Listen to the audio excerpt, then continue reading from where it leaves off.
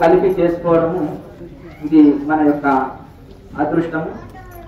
పోయినసారి కూడా మనము వేదానంద స్వాముల వారు, నిర్విశేషానందగిరి స్వాముల వారు వచ్చారు, చాలా మంది గుర్తుపడుతున్నారు. ఇప్పుడు ఈ యొక్క ఆమనగల్లలో రామదూత ఆశ్రమం అని స్థాపించుకున్న మన శివానంద స్వాముల వారు మాకు పూర్వం నుంచి మంచి మిత్రులు. వారు మంచి సందేశాన్ని అందరికీ అందిస్తారు, చక్కగా వినండి. ఓం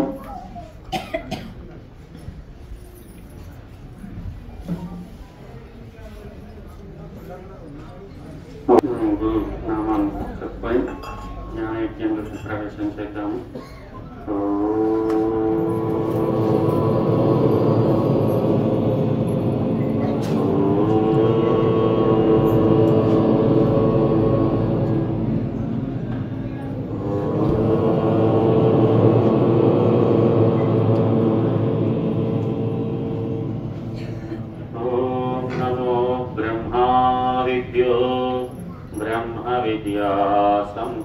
संप्रदायकर्तृभ्यो वंशऋषिभ्यो महद्भ्यो नमो गुरुभ्यः।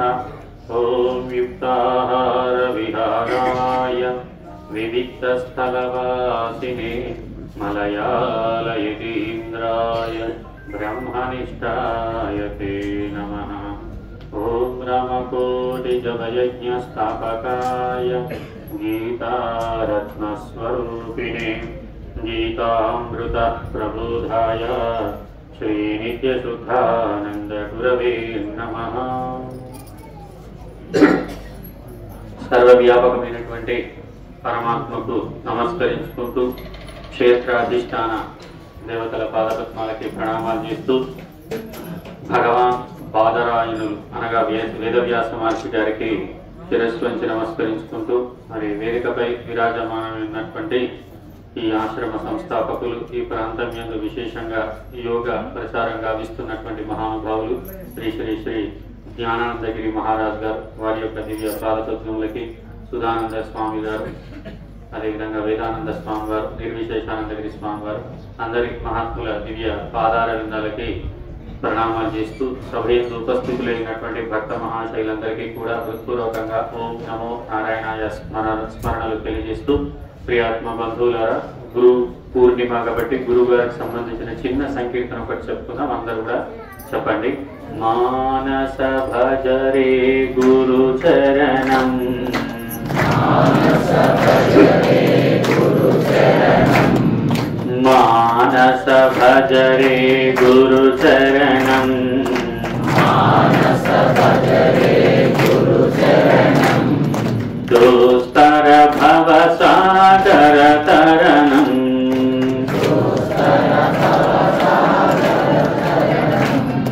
దోస్తర భవ సాగర తరణం,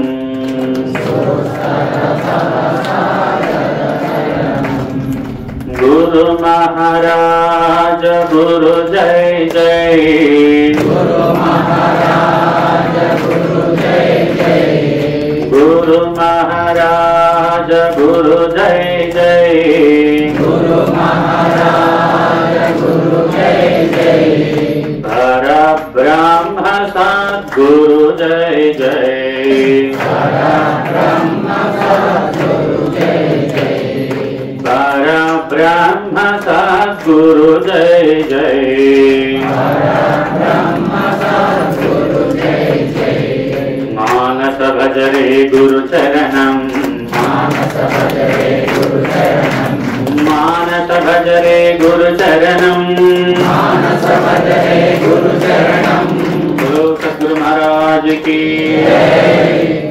ఈరోజు నైమిత్తిక తిథి పర్వదినం, వ్యాస పూర్ణిమ. అందరి గురువులను మన యొక్క గురువులను ఆరాధించుకోవాలి, పూజించుకోవాలి, కలవాలి. వాళ్ళకి పాద పూజ, సన్మానం, వాళ్ళను దర్శనం చేసుకోవడం మొదలైనవన్నీ చేసినప్పటికీ కూడా ప్రధానంగా ఈరోజు మనం అందరం కూడా ఆరాధించాల్సినటువంటి గురుదేవులు ఎవరు అనగా వేదవ్యాస మహర్షి గారు. ఈరోజు మనం చదువుతున్నటువంటి వాంగ్మయం, సాహిత్యం, గ్రంథాలు, విష్ణు సహస్రనామం, భగవద్గీత ఇవన్నీ కూడా పురాణాలు కానీ ఇవన్నీ కూడా ఎవరు ప్రసాదించారంటే వేదవ్యాస మహర్షి గారే ప్రసాదించారు. అందుకే ఈ పూర్ణిమని ఏమంటారంటే వ్యాస పూర్ణిమ అంటారు.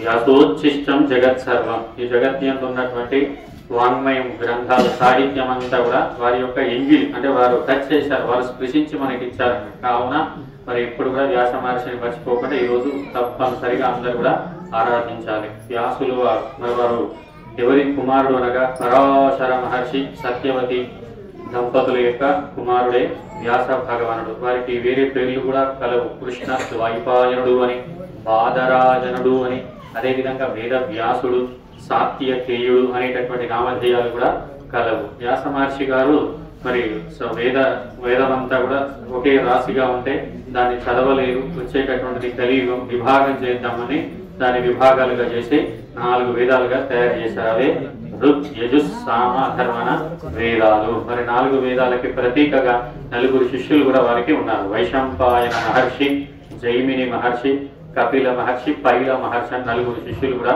వారికి ఉన్నారు. కాబట్టి వ్యాస మహర్షి గారు మనకి ఎంతో గొప్పనైనటువంటి జ్ఞానాన్నంతా కూడా అందించారు. వారిని ఈరోజు మనం స్మరించాలి. మనకి ఇప్పుడు చదివేవన్నీ కూడా వారి యొక్క భిక్షనే. కాబట్టి ఈ వారిని గురువు, వ్యాస మహర్షి గారే గురువు అన్నట్టు మనకంతా కూడా. ఎందుకు అంటే అన్ని మిగతా శంకరాచార్యుల వారు కానీ ఇప్పుడు బ్రహ్మసూత్రాలు కానీ మొదలైన రచనలన్నీ కూడా వారి ద్వారానే వచ్చాయి. శంకరాచార్యుల వారు రాసినటువంటి బ్రహ్మసూత్రాలకి భాష్యాన్ని రాశారు. గొప్పనైనటువంటి జ్ఞాన భాండాగారాన్ని వ్యాస మహర్షి గారు మనకి అందించారు. వ్యాసుడు అంటే ఎవరు అంటే ఒక శ్లోకంలో వ్యాస స్తోత్రం అని స్తోత్రమంజరి పుస్తకంలో మలయాళ స్వామి వారు వ్యాస స్తోత్రం అని కొన్ని శ్లోకాలు రాస్తారు. వ్యాస మహర్షి అంటే ఎవరో కాదయా, అచతుర్వదనో బ్రహ్మ వివాహురపరు హరి అపాలలోచన శంభు భగవాన్ బాదరాయణ అని చెప్తారు. అచతుర్వదనో బ్రహ్మ, 4 తలకాయలు లేని బ్రహ్మదేవుడే వేదవ్యాస భగవానుడు. అచతుర్వదనో బ్రహ్మ విబాహురపరు హరికి, హరికి చతుర్భుజుడు అని పిలుస్తాం. 2 బాహువులు ఉన్నటువంటి హరియే వేదవ్యాస భగవానుడు. అపాలలోచన శంభుడు, పాల భాగం అంటే లలాట స్థానం, నుదుటి భాగంలో త్రినేత్రం కలిగినటువంటి వారు మహేశ్వరుడు, శివుడు. అట్లాగా నేత్రం పాల భాగంలో లేని మరో శివుడు ఎవరు అంటే వేదవ్యాస మహర్షి అని చెప్పారు. దీని తాత్పర్యం ఏమిటి? 3 మూర్తుల యొక్క అంశనే, 3 మూర్తుల శక్తి వేదవ్యాస భగవానుడికి ఉంది. ఒక్క వేదవ్యాస భగవానుని మనం ఆరాధిస్తే 3 కూడా ఆరాధించినట్లు అవుతుంది. భగవద్గీతలో కూడా పరమాత్మ విభూతి యోగంలో నేను ఎక్కడెక్కడ నా యొక్క ఉనికి, నా యొక్క శక్తి విశేషంగా ఉంది అని కొన్ని అంశాలు ప్రస్తావన చేస్తాడు.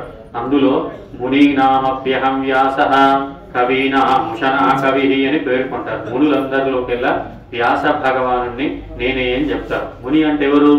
మౌనాన్ ముని, మౌనంగా ఎవరైతే ఉంటారో వాళ్ళను ముని అని పేర్కొనడం కూడా జరుగుతుంది. కాబట్టి అట్లాగా వ్యాస భగవానుడు మనకి ఎంతో గొప్పనైనటువంటి శాస్త్ర భాండాగారాన్ని అంతా కూడా అందించారు. మరి వ్యాసుల వారు ఎలాంటి వారంటే నమోస్తుతే వ్యాస విశాల బుద్ధి అని వ్యాస మహర్షి గారి గురించి చెప్పేటప్పుడు చెప్తారు. వారు విశాలమైనటువంటి బుద్ధి, అమోఘమైనటువంటి ప్రజ్ఞ కలిగినటువంటి వారే వ్యాస మహర్షి గారు. మరి ఆ వ్యాస పూర్ణిమ కాబట్టి వారిని స్మరిస్తూ వారి యొక్క పాదపద్మానికి వాగ్రూప పుష్పాలు సమర్పణ చేశాం. వ్యాసుల వారు గురువు. మరి ఈ రోజు గురు పూర్ణిమ, గురువులను చక్కగా ఆరాధించాలి, వాళ్ళను సేవించాలి. మీరందరూ కూడా మరి ఈ యొక్క ఆశ్రమానికి వచ్చారు. వాస్తవంగా మనం కాస్త పరిశీలించినట్లయితే సన్యాసం స్వీకరించినటువంటి సాధు మహాత్ముల్లో ఈ యోగా విద్యను బోధించేటటువంటి వారు చాలా చాలా అరుదుగా ఉంటారు. వేళ్ల మీద లెక్క పెట్టవచ్చు. మొత్తం భారతదేశంలో మనం బాగా భూతద్దం పెట్టి వెతికితే ఆ భారతదేశానికి ఉత్తర దిగ్భాగంలో ఆయన పతంజలి యోగపీఠ సంస్థాపకులు ఎవరు? వారి పేరు రామ్దేవ్ బాబా గారు. వారొకరు కనిపిస్తారు. మరి దక్షిణ ప్రాంతంలో ఎవరైనా ఉన్నారంటే చాలా అరుదుగా ఉన్నారు. మరి మనకి జ్ఞానానందగిరి మహారాజ్ గారు చక్కగా ఆశ్రమాన్ని స్థాపన చేశారు. అదేవిధంగా మనందరికీ కూడా ఆనందం కలగాలి. ఆనందం దేని ద్వారా కలుగుతుంది? మనం తినే ఆహార పదార్థాల ద్వారా కలుగుతుందా, లేకుంటే చూసే దృశ్యాల ద్వారా కలుగుతుందా, వినే శబ్దాల ద్వారా కలుగుతుందా? ఎట్లా కలుగుతుంది ఆనందం? ఆనందం జ్ఞానం ద్వారా కలుగుతుంది. మరి వారి పేరే జ్ఞానానందగిరి మహారాజ్. ఎవరైనా ఆనందాన్ని పొందాలంటే జ్ఞానం ద్వారానే కలుగుతుంది. ఎంతెంత జ్ఞానాన్ని తెలుసుకుంటే అంతంత అజ్ఞానం, అవివేకం, దుఃఖం నశించి మనిషి ఆనందంగా జీవించగలుగుతాడు. కాబట్టి ఆ స్వామివారు నేను 11 సంవత్సరాలు ఉన్నప్పటి నుంచి కూడా వారు నాకు తెలుసు. నేను 6వ తరగతి చదువుతున్నాను షాద్నగర్లో మలయాళ స్వామి ఆశ్రమంలో నిత్య సిద్ధాంత స్వామి వారు ఏర్పాటు చేశారు. అప్పటి నుంచి కూడా స్వామివారు మాకి మంచి పరిచయం, మంచి వాత్సల్య భావం చేత ఎప్పుడు కూడా మరి ఆదరణ కానీ వారి యొక్క ఆశీర్వాదం, కృపను మాపై చూపిస్తూ ఉంటారు. మరి ఇట్లాగా యోగ మార్గాన్ని చూపించారు. యోగం అంటే కూడా చాలా మంది ఈ అధునాతన కాలంలో యోగాకు సంబంధించినటువంటి ఒక అంగం ఏదో ఒక దాన్ని తీసుకొని దాన్ని ప్రవేశపెడుతూ పుస్తకాలు రాయడం, ప్రచారం చేయడం చేస్తూ ఉన్నారు. కానీ ఎవరు ఏది చేసినా కూడా మనకు పూర్వం నుంచి ఎవరైతే ఏ శాస్త్రాన్ని అయితే అందించారో దాన్ని పట్టుకొని దానికి అనుకూలంగా మనం మరి ప్రచారం చేసినట్లయితే బాగుంటుంది. అట్లా కాకుండా మనమే ఏదో మనం ఒక మతాన్ని సృష్టించినట్లు ఆ విధంగా చేసినట్లయితే అది కొద్ది రోజుల్లోనే మొత్తం తుడిచిపోయే అవకాశం ఉంటుంది. మరి స్వామివారు అలా కాకుండా పతంజలి మహర్షి గారు మనకి యోగ శాస్త్రాన్ని ప్రసాదించారు. పతంజలి మహర్షి గారు మొత్తం ఎన్ని ఇచ్చారంటే 3 శాస్త్రాలు ఇచ్చారు. వారికి సంబంధించినటువంటి ఆరంభంలో ఒక శ్లోకం ఉంటుంది, ఏంటంటే పదేన వాచాం. అంటే పతంజలి మహర్షి గారు వ్యాకరణ శాస్త్రానికి సంబంధించిన భాష్యాన్ని రాశారు. అదేవిధంగా మలం శరీరస్య చ వైద్యకేన మనకు వైద్య శాస్త్రాన్ని అందించారు. అట్లాగే యోగ శాస్త్రాన్ని కూడా అందించారు. 3 శాస్త్రాలు పతంజలి మహర్షి గారు అందించారు. ఆ పతంజలి మహర్షి గారు అందించినటువంటి యోగ సూత్రాలలో ఉన్నటువంటి ఈ క్రియాయోగం అనేది ఒకటి. తపః స్వాధ్యాయ ఈశ్వర ప్రణిధానాన్ని క్రియాయోగ అని ఒక సూత్రం ఉంటుంది. ఆ క్రియాయోగాన్ని చక్కగా మరి ఆ పతంజలి మహర్షి గారి యొక్క వీరు ప్రసాదించారు. వారి దాన్ని మనం ప్రచారం చేస్తున్నామని పూర్వపు ఆచార్యులను ఏమాత్రం కూడా విస్మరించకుండా వారిని ముందు పెట్టుకుని ఒక మంచి సాంప్రదాయాన్ని కొనసాగిస్తున్నారు. యోగా అంటున్నాం. యోగా అంటే ఏమిటి? యోగా అనేది ప్రతి ఒక్క మనిషికి చాలా ముఖ్యం, అవసరం. భగవద్గీత కూడా ఏం చెప్తుంది? తస్మాత్ యోగి భవార్జున, నువ్వేం అవ్వాలంటే యోగివి కమ్ము అని భగవద్గీత కూడా మనకు తెలియజేస్తుంది. యోగి అవ్వాలంటే ఏం చేయాలి? యోగి అంటే చిత్తవృత్తులను నిరోధించటం ఏదైతే ఉందో దాని పేరే యోగము అంటారు. యోగ చిత్తవృత్తి నిరోధ అనే ఒక సూత్రం.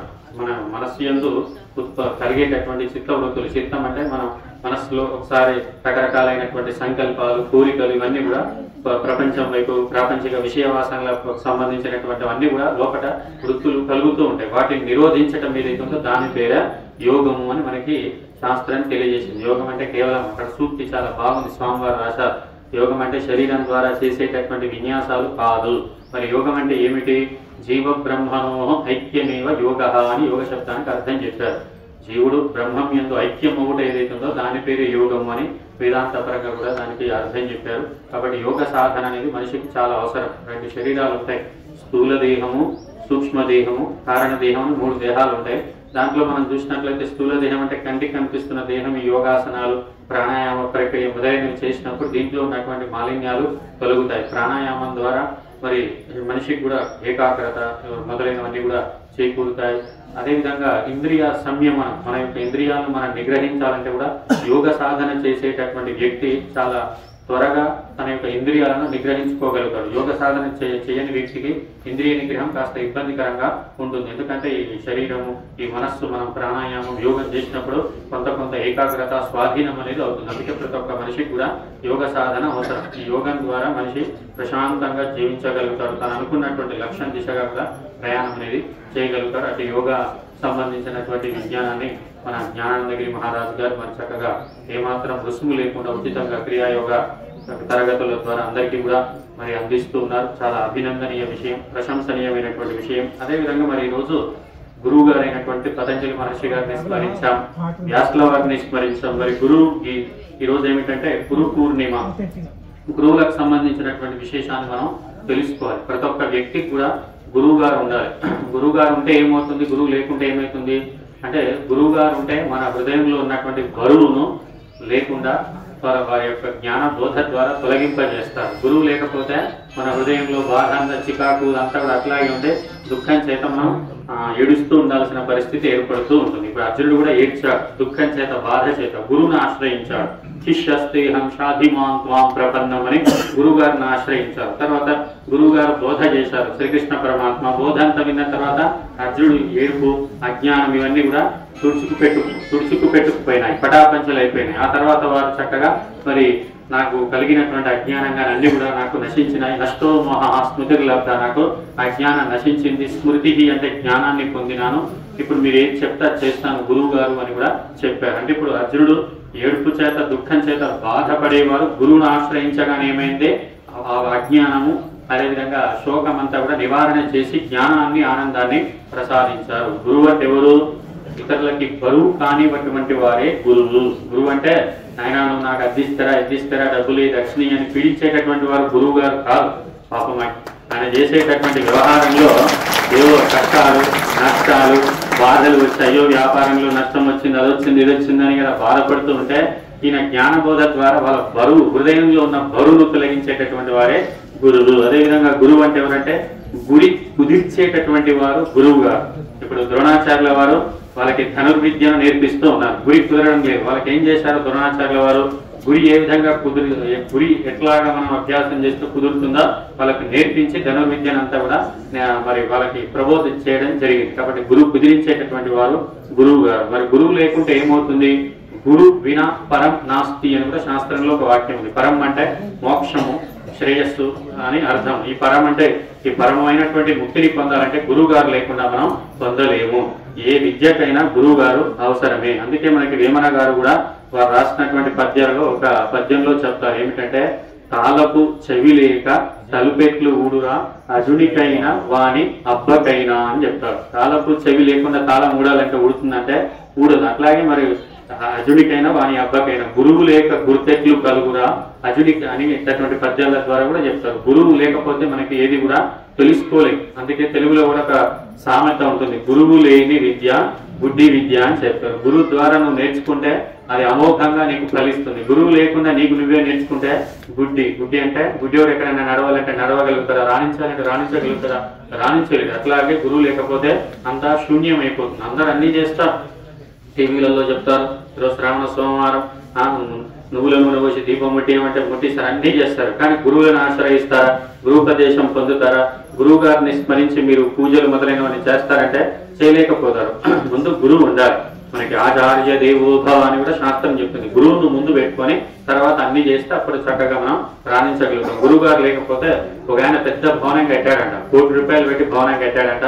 దానికన్నా కూడా నీళ్ల ట్యాంకులు ప్లంబర్ పిలిపించాడంట, అంతా ఫిట్టింగ్ చేయించాడంట. ఓ మినిస్టర్ని పిలిపించి ఇక్కడ కుళాయిని ఓపెనింగ్ నీ ద్వారా చేస్తున్నానండి, ఓపెన్ చేయండి అన్నాడట. ఆయన తిప్పిండంట మినిస్టర్ గారు వచ్చి రిబ్బన్ కట్ చేసి, దాంట్లో నుంచి నీళ్లు వస్తలేమంట. ఏమి నీళ్లు వస్తలేమంటే ట్యాంకుకు ఈ పైప్ లైన్ కు కనెక్షన్ ఇవ్వడం మర్చిపోయిందంట. నీళ్ళు వస్తాయా చెప్పండి? నీళ్లు రావు. అట్లాగా మీరు చేసేదంతా కూడా ఎలాగ ఉంటుందంటే గురువు లేకుండా మీరు ఏది చేసినా కూడా నీళ్లు రావాలి అంటే ఆ కుళాయి నుంచి నీళ్లు రావు. అట్లాగే మనం చేసే సాధనలన్నీ కూడా ఫలించాలంటే గురువు గారు ఉంటేనే, గురువు గారి యొక్క అనుగ్రహం చేత మనం చేసే సాధనలు కానీ అన్ని కూడా ఫలిస్తాయి. గురువు లేకపోతే మనం వేదాన్ని కూడా సాధించలేము. భగవద్గీత కానీ ఉపనిషత్తులు ఇదే విషయాన్ని ప్రతిపాదన చేస్తున్నాయి. మండకోపనిషత్తు అని ఒక ఉపనిషత్తు ఉంటుంది. అందులో కూడా తద్విజ్ఞానార్థం సత్ గురువేవాభిగచ్చే సమిత్వాని శ్రోత్రియం బ్రహ్మనిష్టం అని ఒక మంత్రం వస్తుంది. తత్వ విజ్ఞానార్థం, తత్ అంటే వేదాంతం ఎందుకు ప్రతిపాదన చేస్తున్నటువంటి పరబ్రహ్మకు సంబంధించినటువంటి వేదాంతానికి సంబంధించినటువంటి బ్రహ్మం ఏదైతే ఉందో దాని గురించి నీకు తెలుసుకోవాలి అంటే వేదాంత శాస్త్రంలో ప్రబోధం చేసినటువంటి ఆత్మ పరమాత్మ గురించి దాన్ని తత్ అనే శబ్దం చేత పిలుస్తారు. తత్ అంటే ఏమిటంటే ఏ శక్తి చేత అయితే మనం చూస్తున్నామో, ఏ శక్తి చేత అయితే మనం వింటున్నామో దాని పేరే తత్. ఇప్పుడు చనిపోయిన మనిషి ఉన్నాడు, చనిపోయిన మనిషికి కూడా చెవి ఉంటుంది, ముక్కు ఉంటుంది, కన్ను కాలు అన్ని ఉంటాయి. కానీ ఆయన చూడగలుగుతాడా, వినగలుగుతాడా? ఏమీ చేయలేడు. బతికున్నటువంటి వ్యక్తి ఆయన కన్ను ముక్కు చెవి ఉంటే ఈయన చూడగలుగుతున్నా, ఆయన చూడలేకపోతున్నా. అంటే తేడా ఏమిటి? దేహం ఉంది కానీ ఆ దేహాన్ని నడిపించేటటువంటి జీవాత్మ ఏదైతుందో ఆ జీవాత్మ దేహం నుండి అది వెడలిపోయినందుకు ఆయన చూడలేకపోతాడు, ఏమీ కూడా చేయలేకపోతాడు. ఆ దేహాన్ని నడిపించే దేహి జీవాత్మ ఎవరైతే ఉన్నారో దానినే మరి మనకి వేదాంత శాస్త్రాలు తత్ అనేటటువంటి శబ్దం చేత తెలియజేశాయి. ఈ జీవాత్మ పరమాత్మ కంటే వేరు కాదు. జీవో బ్రహ్మైవ నాపరః అని శంకరాచార్య వారు కూడా తెలియజేశారు. జీవుడే బ్రహ్మము అనేటటువంటి విషయాన్ని తెలియజేశారు. కాబట్టి దాన్ని చక్కగా మనం తెలుసుకొని గురువుల ద్వారా వేదాంత శాస్త్రం ద్వారా తెలుసుకొని శ్రవణ మనన నిధిధ్యాసలు చేసి మనం అందరం కూడా మరి యోగం అంటే అదే కదా, జీవుడు బ్రహ్మం యందు ఐక్యం ఒకటి ఏదైతుందో దాని పేరు యోగం అన్నారు. కాబట్టి ఆ దిశగా మనం అందరం కూడా సాధనా ప్రయత్నం అంతా కూడా చేసేదాం కాక. అట్లాగే మరి గురువు అంటే ఏమిటంటే గు అంటే గురు గీత అని ఒక గొప్ప గ్రంథం ఉంటుంది. దాంట్లో గురు వైభవాన్ని గురించి పరమేశ్వరుడు పార్వతీదేవికి ఉపదేశం చేస్తారు. దాని పేరే గురు గీత అంటారు. దాంట్లో గుశబ్దస్పంధకారస్యాత్ వృషబ్దస్తన్నిరోధక అంధకార నిరోధిత్వాత్ గురురిత్యభిధీయతి అని ఒక శ్లోకంలో చెప్తారు. గు అనేటటువంటి శబ్దం అజ్ఞాన అంధకారం, అజ్ఞాన రూప చీకటి. చీకటి పోవాలంటే ఏం చేస్తే పోతుంది? చీకటి ప్రాణాయామం చేస్తే పోతుందా? ఏం యోగాసనాలు వేస్తే పోతుందా? ఏం చేస్తే చీకటి పోతుంది చెప్పనమ్మా? చీకటి పోవాలంటే లేకుంటే ఓ చీకటి వెళ్ళిపోవమ్మా, ఇంతసేపు ఎందుకున్నా జర మాకు పనుంది వెళ్ళిపో అని మనం సాగనంపితే, పోపు అంటే సాపిస్తే తిడితే పోతుంది ఆ చీకటి? పోదు. మరి ఏం చేస్తే పోతుంది ఆ చీకటి? దీపాన్ని వెలిగిస్తే చీకటి అనేది పటాపంచలైపోతుంది. గు శబ్ద స్పంధకారస్య, గు అంటే అజ్ఞాన అంధకారం, రు అంటే ఋషబ్దస్తన్నిరోధక.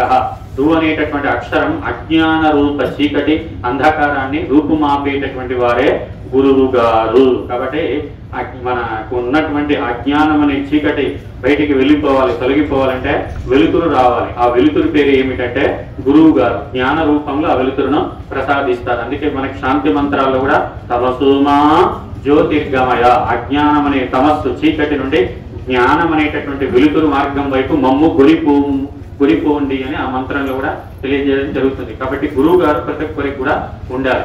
మరి గురువు గారు మా బోటి వాళ్ళకైనా అందరికీ గురువు గారు చాలా అవసరం. ఎందుకు అంటే యద్యదాచరతి శ్రేష్ఠ తత్తదేవే తరోజన సయత్ ప్రమాణం కురితే లోకస్తదను వర్తతే అని భగవద్గీత శాస్త్రం మనకు తెలియజేసింది. శ్రేష్టమైనటువంటి పురుషులు దేనిని ఆచరిస్తూ ఏ మార్గంలో ప్రయాణం చేస్తూ పోతారో వాళ్ళని అనుసరించి ఇతరులు కూడా, పిన్నలు కూడా పెద్దల మార్గాన్ని అవలంబిస్తూ ముందుకెళ్లే అవకాశం ఉంటుంది. అందుకే శ్రీకృష్ణుడిగా జన్మించాడు, శ్రీరాముడిగా జన్మించాడు భగవంతుడే. అయినా ఆయన ఏం చేశాడు? మళ్ళీ ఒక గురువు దగ్గరికి వెళ్ళాడు. ఆయన దేవుడే, భగవంతుడే సాక్షాత్తు. సాందీపని మహర్షి దగ్గరికి కృష్ణావతారంలో వెళ్ళాడు. వశిష్ఠ మహర్షి, విశ్వామిత్ర మహర్షి గారి దగ్గరికి రామావతారంలో వెళ్ళాడు. అంటే సాక్షాత్ భగవంతుడు కూడా గురుదేవులను ఆశ్రయిస్తున్నాడు. అంటే మన పోటీ వాళ్ళ గురించి మళ్ళీ ప్రత్యేకంగా చెప్పాల్సినటువంటి అవసరం లేదు. ప్రతి ఒక్క వ్యక్తికి కూడా గురువు ఉండాలి. గురువు లేకపోతే ఏమిటి అంటే మనకి ఇద్దరు గురువులు ఉన్నారు. జగద్గురువులు అయినటువంటి శ్రీకృష్ణ పరమాత్మ, అదేవిధంగా ఇంకొక జగద్గురువులు ఆదిశంకరాచార్యులు. ఆదిశంకరాచార్యుల వారినన్నా మరి చిత్రపటం ముందు పెట్టుకొని గురువుగా భావించి మనం చేసే పనులు చేసుకుంటూ ముందుకు వెళ్ళాలి. తర్వాత కాలక్రమంలో మళ్ళీ ఏదో మన సమీపంలో కానీ మన యొక్క ప్రయత్నం చేత కానీ ఒక గురువు గారిని ఆశ్రయించి గురువుపదేశం పొంది జపధ్యానాదులు మెదలుని చేసుకుంటూ తరించేటటువంటి ప్రయత్నం చేయాలి. ఆధ్యాత్మిక మార్గంలో మనిషి ముందంజలో వెళ్ళాలి. ముందుకు వెళ్ళాలంటే గురువు గారు తప్పనిసరిగా ఉండాలి. గురువు లేకుండా మనం ముందుకు వెళ్ళలేము. కాబట్టి ఈ గురువు గారు అనేది ప్రతి గురువు ద్వారా ఉపదేశం తీసుకోవటం కానీ ఇది మొదలైనవన్నీ కూడా తప్పకుండా అందరూ కూడా చేయాల్సినటువంటివే. మరి గురువు అంటే ఎవరంటే గురువే బ్రహ్మ, గురువే విష్ణువు, గురువే సాక్షాత్తు పరబ్రహ్మ. గురువు గారిని చూసేటప్పుడు కూడా ఏదో మనలాగా 2 కాళ్ళు ఉన్నాయి, 2 చేతులు ఉన్నాయి, మనలాగా మనిషే కదా అనేటటువంటి బుద్ధి చేత గురువు గారిని ఎప్పుడు కూడా చూడొద్దు. అందుకే ముందు గురువు గారిని నువ్వు బ్రహ్మగా, విష్ణువుగా, దేవతగా నువ్వు భావించాలని శాస్త్రం కూడా తెలియజేస్తుంది. అట్లా కాకుండా మామూలుగా ఎవరైతే ఆ విధంగా భావిస్తారో వాళ్ళకు సరి అయినటువంటి ఫలం కూడా కలిగే అవకాశం లేదు అని గురుగీత మనకి తెలియజేస్తుంది. మనకి ఇంకొకటి, లోకంలో మనం కొన్ని కారణాల చేత, అజ్ఞానం చేత, మదం చేత తప్పులు మొదలైనవి చేసినా కూడా ఎవరు కాపాడతారంటే శివదృష్టే గురుస్త్రాత. గురుస్త్రాత, స్త్రాత అంటే రక్షించేటటువంటి వారు. శివుడు కోప్పడినట్లయితే గురువు గారు రక్షించగలుగుతారంట.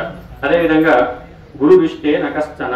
ఒకవేళ అంటే ఇప్పుడు భగవంతుడు మన పైన కోపపడిన, భగవంతుడు శపించిన దానికి నివారణ, దానికి పరిష్కార మార్గాన్ని గురువు గారు చూపించగలుగుతారు. శివదృష్టే గురుస్త్రాత, గురువు గారు కాపాడగలుగుతారు. గురు దృష్టే నకశ్చన. గురువు గారే కనుక ఒకవేళ కోపడినాడు అనుకోండి, గురువు గారే ఏదైనా శాపం పెట్టినాడు అనుకోండి, దాని నుంచి కాపాడేటటువంటి వారు ఎవరు కూడా ఉండరు. గురువులు అంటే ఎవరు? గురవో నిర్మలాః శాంతాః సాధకో మితభాషిణః. వివేక చూడమంలో చెప్తారు శంకర, గురువులు అంటే చక్కగా సాధన చేసుకునేటటువంటి వాళ్ళు. మరి వాళ్ళు ఎవరిని కూడా శపించారు. చాలా వరకు ఏదో మితిమీరి చేసినప్పుడే అట్లాగా చేస్తారు. గురువు గారి ద్వారా మనం శాపవాక్కును పొందినట్లయితే దాని నుంచి కాపాడేటటువంటి వారు ఎవ్వరు కూడా లేరు అని కూడా మనకి గురుగీత తెలియజేస్తుంది.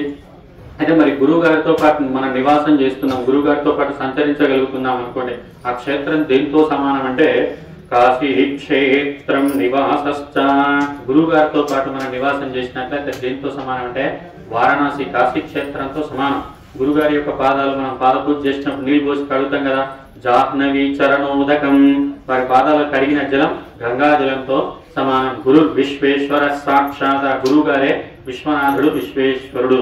తారకం బ్రహ్మనిశ్చయ, తారక మంత్ర అదే బ్రహ్మనిశ్చయ, వారు చెప్పేటటువంటి బ్రహ్మజ్ఞానోపదేశం ఏదైతే ఉందో అదే తారక మంత్రం. కాశీలో చస్తే శివుడు కుడి చెవిలో తారక మంత్రాన్ని ఉపదేశం చేస్తాడు, తద్వారా ముక్తిని పొందుతాడు అంటారు. అవన్నీ కూడా గురువు గారి దగ్గరనే ఉన్నాయి. వారు నివాసం చేసే స్థానం కాశీ, వారి పాదాలు కడిగితే గంగాజలం. గురువే విశ్వేశ్వరుడు.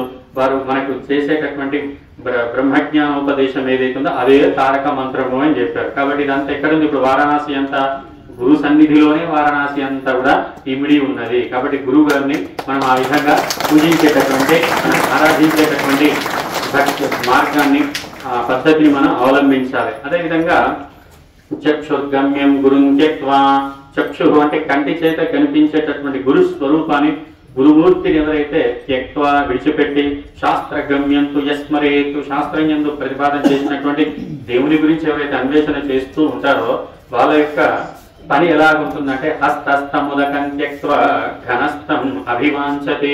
చేతిలో ఆయనకు బాగా దప్పిక అవుతుందంట, చేతిలో నీళ్లు ఉన్నాయట, ఆ నీళ్ళు కింద విడిచిపెట్టి ఆ మేఘాలు బాగా నీటిని పొంది ఉన్నాయి కదా, అవి వర్షిస్తే ఆ వర్షపు జలాలు పడ్డప్పుడు అవి ఆ నీటి దోసిలో పట్టుకొని నోట్లో పోసుకొని తాగుతాను అంటే ఎలాగుంటుందో అలాగుంటుందంట. అంటే గురువు గారు ప్రత్యక్షంగా నీకు కంటికి కనిపిస్తుంటే ఆయనని విడిచిపెట్టి శాస్త్రాల్లో ప్రతిపాదన చేసినటువంటి దైవాన్ని గురించి అన్వేషణ చేస్తే చేతిలో ఉన్న నీళ్లను విడిచిపెట్టి మేఘాల్లో ఉన్న నీళ్లు వచ్చినప్పుడు తాగుదాము అని ఎదురు చూసేటటువంటి వారు చేసేటటువంటి క్రియ ఎలా ఉంటుందో అట్లా ఉంటుంది అని చెప్తారు. అంటే గురువే శాస్త్రాలయంలో ప్రతిపాదన చేసినటువంటి దైవంతో, బ్రహ్మంతో సమానం అని గురు గీతకి చక్కగా తెలియజేస్తుంది. కాబట్టి ఆ విధంగా అందరూ కూడా గురువు గారిని ఆరాధిస్తూ వాళ్ళ గురువు గారి యొక్క మార్గంలో మనం ప్రయాణం చేసేటటువంటి ప్రయత్నం చేయాలి. మరి మనకి గురువులు ఏ విధంగా లభిస్తారు అంటే మన యొక్క పుణ్యాన్ని బట్టే గురువులు లభిస్తారు. మనకి తెలుగులో కూడా ఒక సామెత్రం ఏంటంటే అది పుణ్యం కొద్దీ పురుషుడు, దానం కొద్దీ బిడ్డలు అని సామెత ఉంటుంది. ఒక అమ్మగారికి మంచి భర్త వచ్చాడు అనుకోండి, మంచి భర్త ఎట్లా వస్తాడో ఆ పుణ్యం చేసుకుని గత జన్మలు, కాబట్టి మంచి భర్త వచ్చాడు. బిడ్డలు కూడా చెప్పినట్టు వినేటటువంటి వాళ్ళు, తల్లిదండ్రుల ఆజ్ఞకు బద్ధులై నడుచుకునేటటువంటి వాళ్ళు కూడా ఉన్నారు. అంటే అదేలాగుంది అంటే ఆమె దానం చేసుకుని బాగా, దానం కొద్దీ బిడ్డలు, పుణ్యం కొద్దీ పురుషుడు అని సామెత. అట్లాగే మరి మంచి గురువు గారు మనకి లభించాలంటే కూడా ఎట్లా లభిస్తాడంటే మనం కూడా పుణ్యవంతులమై ఉండాలి. మన యొక్క పుణ్యమే మంచి గురువు దగ్గరికి మనల్ని చేరవేస్తుంది. మంచి గురువు యొక్క దృష్టి మన పైన పడిందా మనం ఈ సంసార సాగర నుంచి తేలికగా అవలీలగా దాటగలుగుతాం. మంచి గురువును ఆశ్రయించలేకపోతే ఈ సంసార సాగరంలోనే పడి పుడుతూ చస్తూ ఇట్లాగే మళ్ళీ జన్మ పరంపర అనేది కొనసాగుతూ ఉంటుంది. కాబట్టి మరి ఒక గురువు గారిని మనం ఎంపిక చేసుకునేటప్పుడు ఇతను నాకు గురువు అని మనం ఎప్పుడైతే సెలెక్ట్ చేసుకుంటామో అప్పుడు వారిని పరిశోధించవచ్చు అని శాస్త్రం చెప్తుంది. గురువు గారు మరి శ్రోత్రియ బ్రహ్మనిష్ఠుడా కాదా? గురువు అంటే రెండే లక్షణాలు శాస్త్రం చెప్తుంది. శ్రోత్రియుడు అంటే శాస్త్రం చదువుకున్నవాడు, వేద సంబంధిత శాస్త్రాలు చక్కగా అధ్యయనం చేసినటువంటి వాడా అనేది ఒక లక్షణం. రెండవది ఏంటంటే శ్రోత్రియం బ్రహ్మనిష్టం. బ్రహ్మనిష్ఠుడు అంటే ఆ వేదాలయందు శాస్త్రాలయందు ప్రతిపాదన చేసినటువంటి బ్రహ్మమునకు సంబంధించినటువంటి ధ్యానము, సాధన, ఆచరణ మొదలైనవన్నీ కూడా చక్కగా చేసి అనుభవంలోకి తెచ్చుకున్నాడా లేదా. మనం బయటికి మస్తుగా చెప్పొచ్చు, కానీ ఆచరణలో లేదనుకోండి, ఆచరణ లేకుండా బయటికి ఎంత చెప్పినా కూడా అది కూడా మనం ఆధ్యాత్మికంలో పూర్ణ ప్రయోజనాన్ని పొందలేము. కాబట్టి రెండు ఉన్నాయా లేదా అని సరిచూసుకొని మరి మనం గురువు గారిని ఎంపిక చేసుకోవాలి. అట్లాంటి గురువు గారు మనకి లభించినట్లయితే అప్పుడు మనం సులభంగా సంసార సాగరం నుండి మనం దాటగలుగుతాము. కాబట్టి మరి అదేవిధంగా శిష్యుని కూడా ఏం చేయాలంటే శిష్యుని కూడా గురువు గారు పరీక్షించాలి. ఇప్పుడు ఒక కలెక్టర్ పదవి ఇవ్వాలనుకోండి, కలెక్టర్ పదవి దారిలో పోయేటటువంటి వాళ్ళందరూ కూడా పిలిచి కలెక్టర్ పదవి ఇస్తారా?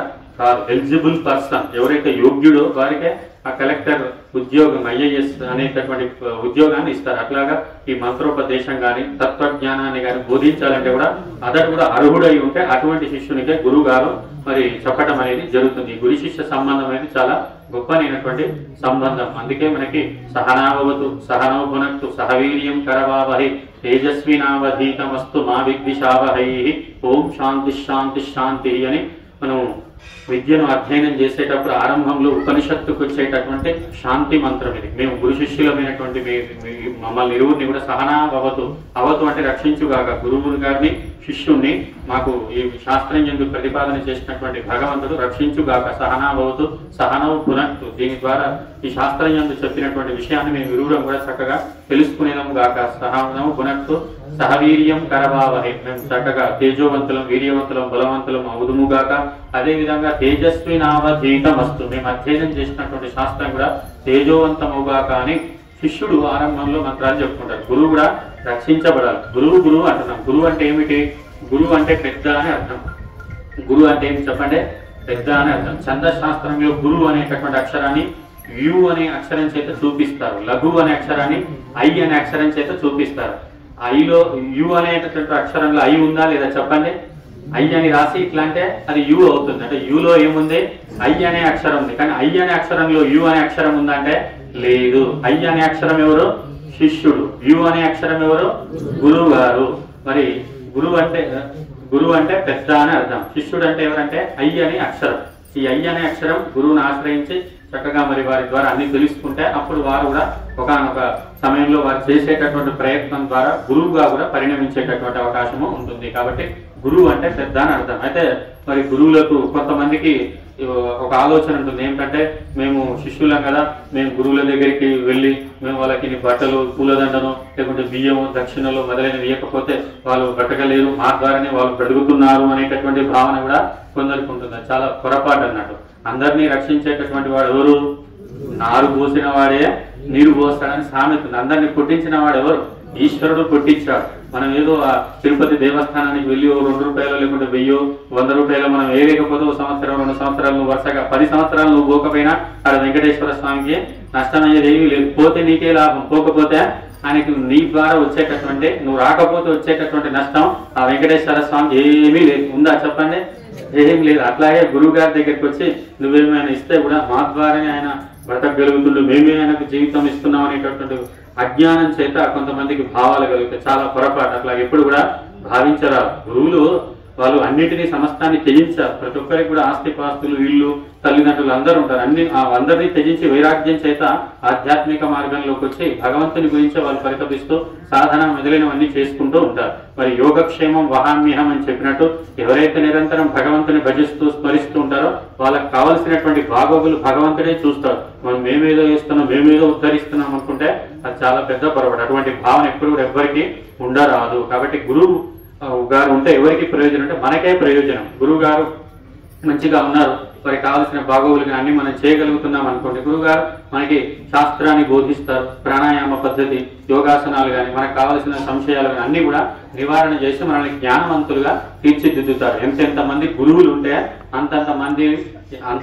అంతమంది గురువులు సమాజంలో ఉన్నటువంటి వ్యక్తుల హృదయాల్లో దాపురించి ఉన్న అజ్ఞానాన్ని తొలగించగలుగుతారు. కాబట్టి గురువులు లేకపోతే సమాజానికి అది కొంత ఏమవుతుందంటే మరి అజ్ఞానం చేత రకరకాలైనటువంటి నేరాలు, ఘోరాలు, అజ్ఞానం చేత ఇవన్నీ కూడా జరిగే అవకాశం ఉంటుంది. గురువులు ఉంటే సరి అయినటువంటి బోధ చేసి వాళ్ళని సన్మార్గంలో నడిపించేటటువంటి ప్రయత్నం చేస్తారు. గురువు గారే సమాజానికి అత్యంత ఆవశ్యకము. ఇప్పుడు రమణ మహర్షి గారు ఉన్నారు, ఆయన ఎక్కడో వెళ్ళి గుహల్లో వెళ్ళి తపస్సు చేసినారు. అట్లాగా మహర్షి మలయాళ స్వామి వారు కానీ వాళ్ళంతా కూడా మరి జీవన్ముక్తులు, జీవించి ఉండగానే ఆత్మసాక్షాత్కారం పొందినటువంటి వాళ్ళు. మరి అటువంటి వాళ్ళు కూడా లోకానికి సమాజంలోకి రావటం, ఆశ్రమాలు కట్టడం, ఈ దేవాలయాల స్థాపన కానీ, బ్రహ్మ విద్యా పాఠశాల, కన్యా గురుకులం, మాసపత్రిక, గ్రంథరచన ఇవన్నీ కూడా ఎందుకు చేస్తారంటే లోకాన్ని ఉద్ధరించేందుకు ఆ విధంగా అన్ని కూడా చేస్తారు. ఇప్పుడు ఈ స్వామివారు ఉన్నారు, జ్ఞానానందగిరి మహారాజు గారు, మరి వారు కూడా 5 సంవత్సరాల పాటు రమణ మహర్షి లాగా చక్కగా మౌన దీక్షలో ఉన్నారు, తపస్సు చేశారు, అన్ని చేశారు. అట్లాగే వారి జీవితాన్ని కొనసాగించవచ్చు నియమబద్ధంగా.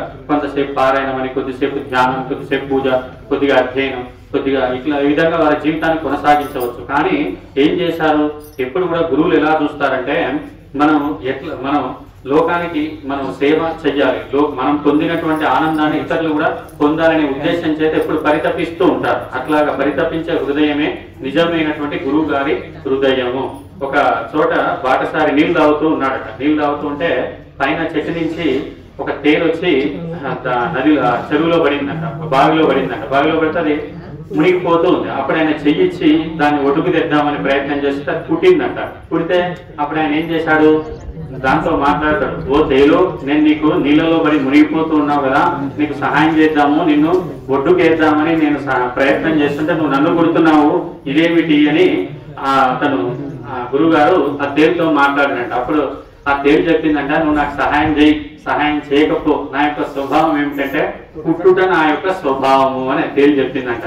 అప్పుడు ఆ గురుగారు, ఓహో, పుట్టుట నీ యొక్క స్వభావం ఎట్లాగో, నువ్వు పుట్టినా నన్ను ఇబ్బంది పెట్టినా ఇతరులకు మేలు చేయుట అనేది నా యొక్క స్వభావము అని ఆ గురుగారు చెప్పారు. చెప్పి అప్పుడు ఆ తేలిని ఒడ్డుకి వేశాడంట. అట్లాగా పరోపకారాయ ఫలంతి వృక్షాః పరోపకారాయ వహంతి నద్యః అన్నట్టు పరులకు ఉపకారం చేయడానికే వృక్షాలు పండ్లను కాయలను ఇస్తున్నాయి, నదులు జల ప్రవాహం నది కొరకు కాదు, ఇతరుల కొరకు. అట్లాగా గురువుగారే మరి ఈ విధంగా గురువులే మనకి ఈ విధంగా చేస్తూ, గురువుగారే లోకానికి మరి సేవలు ఆధ్యాత్మిక ఫలాన్ని అందించాలని చేస్తూ ఉంటారు. కాబట్టి అట్టి గురువులు మనతో పాటు ఉండి వారు ఆరోగ్యంగా మంచిగా వారికి కావాల్సిన బాగోగులు చూసుకుంటే సమాజానికి మేలు, శిష్యులకే హితం జరుగుతుంది. కాబట్టి ఆ విధంగా అందరూ కూడా ఈ గురు పూర్ణిమ రోజు గురువులందరినీ కూడా మీరు ఇక్కడికి వచ్చారు, గురువులను దర్శనం, గురువులకు సంబంధించినటువంటి శ్రవణం చేశారు. మీ అందరికీ కూడా మరి గురువు గారైనటువంటి వేదవ్యాస మహర్షి గారు మొదలుకొని మీ గురువుల వరకు ఉన్నటువంటి సమస్త సద్గురువుల యొక్క దివ్యానుగ్రహాన్ని మీరందరూ కూడా పొందాలని ఆశిస్తూ ముగిస్తున్నాను. ఓం సహనావతు సహనౌ పునస్తు సహ వీర్యం కరవావహై తేజస్వినావధీతమస్తు మా విద్విషావహై. ఓం శాంతి శాంతి శాంతి. నమస్కారం. ఇప్పుడు శ్రీ శివానందగిరి గారు మనకి చాలా అమూల్యమైనటువంటి వివరణ సందేశాన్ని ఇచ్చారు. మనందరికీ మరొకసారి చప్పట్లతో గురుగారికి అభినందనలు తెలియజేస్తాం.